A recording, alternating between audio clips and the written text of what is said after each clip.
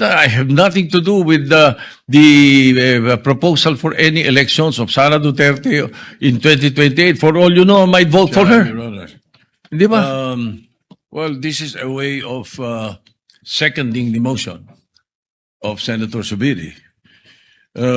First of all, the presentation, or what we call the editorial video that we witnessed, yes. I would like to take exception of my being mentioned there. Parang lumalabas na parang lahat ng narinig nila or nakipag-meeting sa akin ang speaker o kung sino pa, parang pumayag ako. Sana tinanong nila yung source nila, pumayag ba ako? Yung mga binabanggit na idea, I did not even mention it to any member of the Senate. Tungkol doon sa mga ideas of, let's say, a regional Senate and all that. Ito mga idea ng mga tao to eh. Diba? Kung nakikinig ka, narinig mo yung idea, ikaw ba'y sumang-ayon na? Dahil narinig mo? For example, in my case, I have never been in favor of charter change. Never.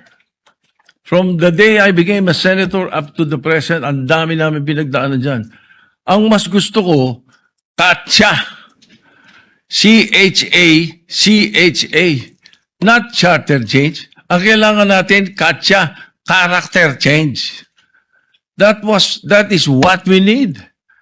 Kaya kung merong, let's say, may idea ang Speaker of the House, gustong kausapin ng Senate President at sinasabi nila, meron silang mga membro, ganito, idea ganito, nag-idea ganito, ay ibig sabihin ba nun, mali na kagad ako dahil narinig ko?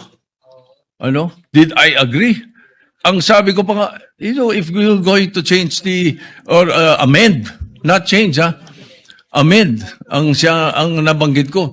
If you're going to amend the Constitution, baka ako pumayag sa isang bagay lang, sabi ko. At yun may in jest ko pa sinabi. Sabi ko, ibaba natin ang edad. Bakit sa Amerika, 35 years old ng presidente? Ang senator, 30. Bakit sa atin 40 and 35? Kaya mali pa rin yung sinasabi doon sa isa sa comment sa the distinguished lady na sinasabi, gusto ko raw iakyat into 50 para ma-disqualify doon sa Duterte. That's not true, Mr. President, Madam President. That's impossible. I never said that. Di ba? And I have nothing to do with the proposal for any elections of Sara Duterte in 2028. For all you know, I might vote for her. Di ba? Ano ba yan Hindi pa pwedeng porque pinag-uusapan, narinig mo, yun na kagad. At saka lalabas dito na para bang ako'y nakikiisa. I have nothing to do with the allegations of CHA. I heard the proposals. I never brought it up to my colleagues, any one of them. Hindi ko binanggit As a matter of fact, there was one time na sinasabi yung meeting daw namin, Senator Lacson was there. He dropped by because he had the board meeting. Tapos sabi ko, tama-tama, nagkamali siya ng pasok. Andun lang kami. Well, it's not a room. It's just the VIP area that's open, very open. Sabi ni Senator Lacson, anong ginagawa nyo rito? Nagkamali ako ng pasok. Hindi, sabi ko, nagkwentuhan lang kami.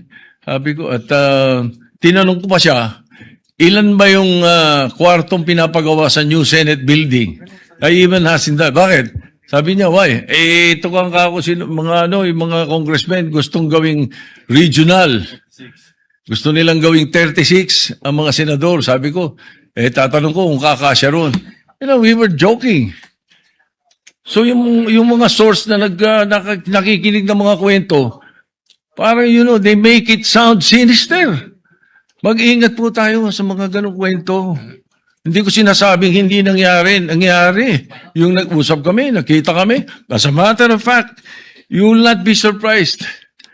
You should not be surprised if I often see Bojidi. Because Bojidi is my golf mate. Ang mga golfing friends namin, every now and then, nagkaka-dinner kami. And during that time, na pinag-uusapan nila yung na binabanggit na nag-meeting daw kami dahil sa Chacha. Parang ganun ang dating eh. That's not true. Ang talagang topic namin was the new TW777 of Honma Meres.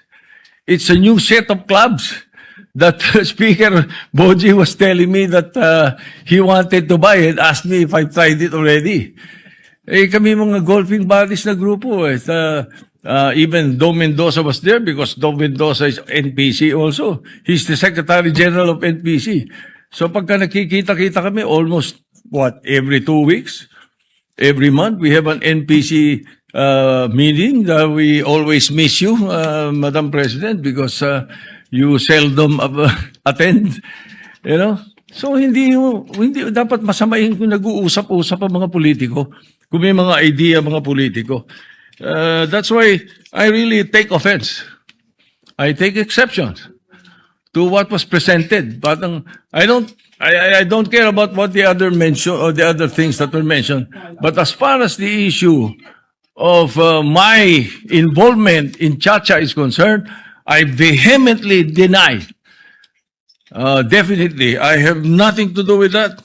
And I second the motion of Senator Subiri that the editorial video should be stricken off the record because it appears na parang mayroon tayong sinister na plano na kasama kami. Thank you.